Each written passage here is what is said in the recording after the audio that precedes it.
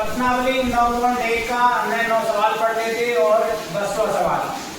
ये पंचभुजाकार का खेत है, इसकी ये भुजा 15 है और ये भी 15 है और ये भी 15 है। इसकी पूरे की ऊंचाई कितनी देखिए 30 मीटर, 15 मीटर 15 मीटर 15 मीटर और इसकी यहाँ से यहाँ तक की दे रखी है ऊंचाई 30 मीटर।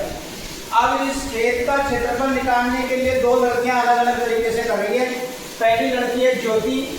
ज्योति ने इस खेत का क्षेत्रफल दो समलंबों में बांट के निकाला, दो समलंबों में। और दूसरी लड़की है कविता। कविता का तरीका ये, उसने एक को वर्ग और एक को त्रिभुज बना के हल करना। दोनों ने अलग अलग हल किया, तरीका दोनों का अलग अलग था।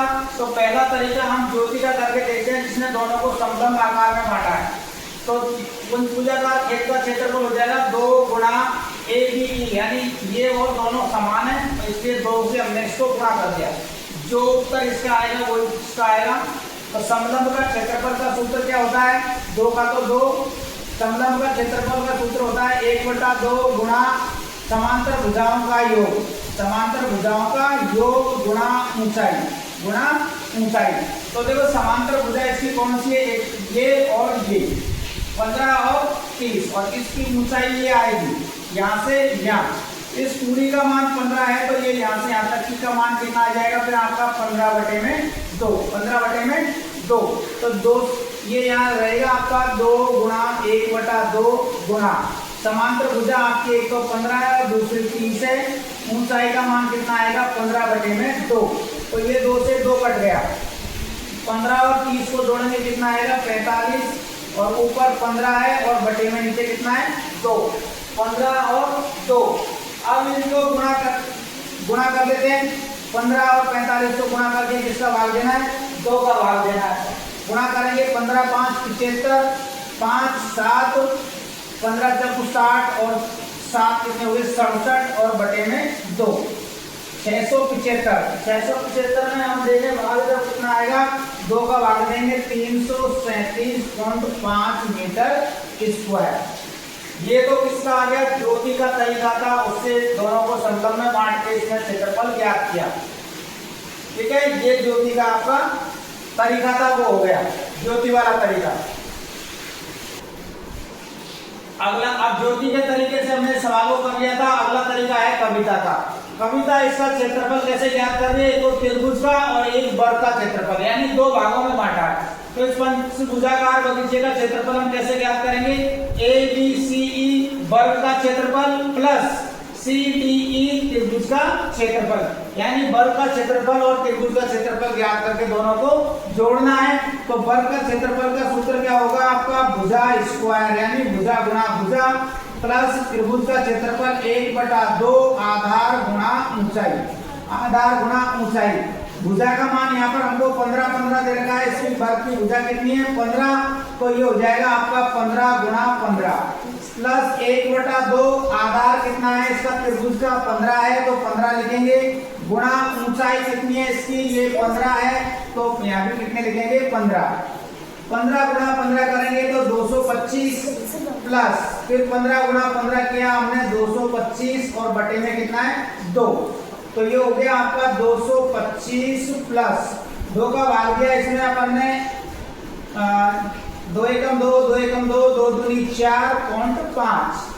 अब इनको हम जोड़ देंगे तो 0.5 का तो 0.5, 5 और 2 कितने हो गए? 7, 2 रे कितना हो गया? 3, और 2 रे कितना हो गया? 3। तो 337.5 मीटर स्क्वायर। देखो तरीका अलग अलग था। ज्योति का तरीका दोनों समलंब में बांट के किया इसको, तो उत्तर आया 337.5 मीटर स्क्वायर। कविता ने इसको त्रिभुज और वर्ग में बांट के किया। त्रिभुज का और वर्ग का क्षेत्रफल ज्ञात किया। वर्ग का क्षेत्रफल भुजा स्क्वायर, त्रिभुज का क्षेत्रफल 1/2 आधार गुणा ऊंचाई, वर्ग का क्षेत्रफल भुजा गुणा भुजा, तो 15 गुणा 15। 1/2 आधार का मान 15 है, ऊंचाई का मान भी 15 है, तो 15 गुणा 15। 15 गुणा 15 225, और ये भी 225। भाग दिया 2 का कितना आ गया? 112.5। 112.5 और 225 जोड़ दिया, कितना आ गया? 337.5। यानी तरीका दोनों लड़कियों का अलग अलग था, लेकिन इनके उत्तर समान है। ये आपका 10वां सवाल है। अगला है 11वां सवाल। 11वां सवाल दे रखा है, एक पिक्चर फ्रेम के आरेख की बाहरी एवं अंतर विमा दे रखी है। बाहर की विमा दे रखी है 24 और 28, अंदर वाले की दे रखी है 16 और 20। 16 और 20 ये फ्रेम बना हुआ है जिसकी बाहर की विमा दे रखी है। ये तो 28 है, ये 28 है, ये भी 28 है, ये 24 है और ये भी 24 है। फिर इसका जो अंदर वाला है भाग है उसकी ये 16 और ये 16 और ये वाली 20 है और ये वाली भी 20 है। अब इसका हमको पूछा है आगे, यदि फ्रेम के प्रत्येक खंड की चौड़ाई समान है, यानी ये खंड, ये और ये चारों की चौड़ाई समान है, तो प्रत्येक खंड का क्षेत्रफल ज्ञात करना है। यानी ये क्षेत्र, इसका क्षेत्रफल, इसका क्षेत्रफल, इसका क्षेत्रफल और इसका क्षेत्रफल, यानी हमको ये चारों जो खंड है उनके क्षेत्रफल ज्ञात करने हैं। तो फ्रेम की पहले तो हमको चौड़ाई पता करनी है, चौड़ाई कितनी है, ये जो बीच की चौड़ाई है वो कितनी है। तो ये वाली भुजा में से ये वाली भुजा को हम घटा देंगे तो हमको चौड़ाई का पता चल जाएगा ये कितनी चौड़ाई है। तो ये हो जाएगा, देखो ये यहाँ पर चौड़ाई कितनी हो जाएगी, AB का मान कितना है 24 और PQ का मान कितना है 16। ये यहाँ से ये भाग और ये भाग अंतर कितने का है, देखो 8। 24 में से हम घटाएंगे 16 तो कितने बचेंगे 8। ये दोनों भागों का है, यानी 4 तो 4 सेंटीमीटर इधर है और 4 सेंटीमीटर ही इधर है। 4 सेंटीमीटर का है अंतर, तो इसमें 2 का भाग देंगे तो कितना आ जाएगा 4 सेंटीमीटर। यानी जो ये फ्रेम की चौड़ाई है वो कितनी सेंटीमीटर की हो जाएगी 4 सेंटीमीटर की। अब पहला वाला इस खंड का क्षेत्रफल निकालते हैं हम, ABPQ का क्षेत्रफल।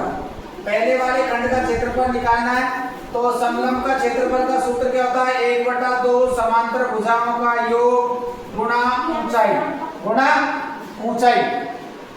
1/2 का 1/2 समांतर भुजा कौन सी है, जिसकी 24 और 16, गुणा का चिन्ह लगाएंगे यहाँ 24 + 16।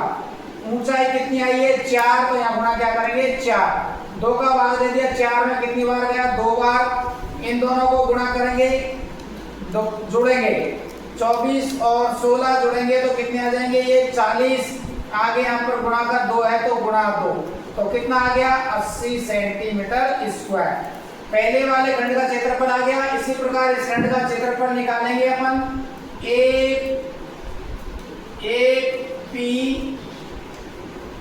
AP और DS, APDS किसी भी प्रकार नाम लिख सकते हैं आप, ADSP लिख सकते हैं, APSD कैसे भी लिख सकते हैं।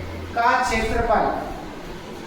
क्षेत्रफल वही 1/2 समांतर भुजा। समांतर भुजा कौन कौन सी है, एक तो ये 28 और दूसरी कौन सी है 20। तो ये हो जाएगा आपका 28 और प्लस में 20, 28 + 20। ऊंचाई इसकी भी कितनी है 4, ऊंचाई कितनी है 4। 28 में से 20 घटाए 8, 8 में 2 का भाग दिया 4, तो प्रत्येक का भाग 4 और 4, तो गुणा क्या होगा यहाँ पर 4। 2 का भाग दे दिया, इसमें कितनी बार गया 2 बार। जोड़ेंगे इनको, कितने हो गए 48। 48 को 2 से गुणा करेंगे तो कितने आएगा 96 सेंटीमीटर स्क्वायर। यानी जो ये ये खंड है हमारा, इसका क्षेत्रफल तो कितना आया 80 सेंटीमीटर स्क्वायर। तो इस वाले खंड का क्षेत्रफल भी कितना आ जाएगा 80 सेंटीमीटर स्क्वायर। तो इसका नाम भी लिख लेते हैं हम CDSR का क्षेत्रफल ये आएगा हमारा 80 सेंटीमीटर स्क्वायर। फिर अगला त्रिज्यखंड कौन सा है, ये वाला BCRQ का क्षेत्रफल। ये और ये दोनों समान है, इसका कितना आया है 96, तो इसका भी कितना आ जाएगा 96 सेंटीमीटर स्क्वायर। यानी इस वाले खंड का और इस वाले खंड का क्षेत्रफल समान है, इसका 96 और इसका भी 96। और ये वाले खंड का क्षेत्रफल हमने निकाला, ये और ये दोनों बराबर है, इसका आया 80 सेंटीमीटर स्क्वायर, तो ये भी कितना होगा 80 सेंटीमीटर स्क्वायर। उसमें अपन से सवाल में प्रत्येक त्रिज्यखंड का क्षेत्रफल पूछा है खंड का, इस 1 2 3 4 खंडों का। तो पहले खंड का 80 आया तो इसका भी 80 आएगा, इसका आया 96 तो इसका भी कितना आएगा 96। यही हमसे सवाल में पूछा है, प्रत्येक खंड का क्षेत्रफल ज्ञात कीजिए। इस प्रकार आपकी ये प्रश्नावली 9.1 समाप्त होती है।